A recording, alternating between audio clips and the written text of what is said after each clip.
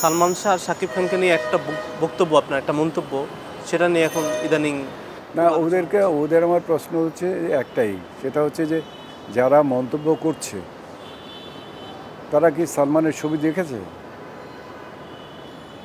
টেলিভিশনে 2-3টা দেখা ছাড়া। কারণ সালমান তো মারা গেছে অনেক বছর হলো, তারা তো কেউ তার ছবি দেখেনি, তারা ফ্যান হলো কী করে? তারা মন্তব্য বা বক্তব্য পেশ করছে কী করে? It's all lies. মানুষের কাছে শুনে অথবা আমরা ইমোশনাল জাতি ফ্যান হয়ে বসে আছি। উত্তর দিক তারা যে হ্যাঁ আমি দেখেছি। কী ছবি দেখেছো বাবা? 2 নম্বর, সালমান ছবি করেছে কয়টা? 22টা। কী ধরনের ছবি করেছে?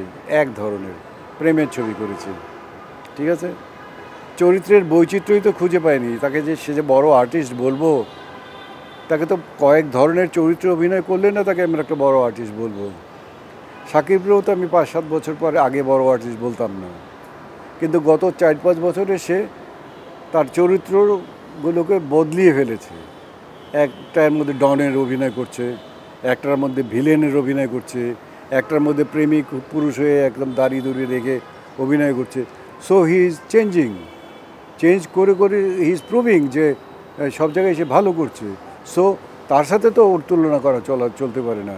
এখন এইটাকে সহ্য করার মতো হতে তোমাকে মানে বিজ্ঞ হতে হবে, জ্ঞানী হতে হবে। যারা সমালোচনা করে ওরা তো কেউ জ্ঞানী না।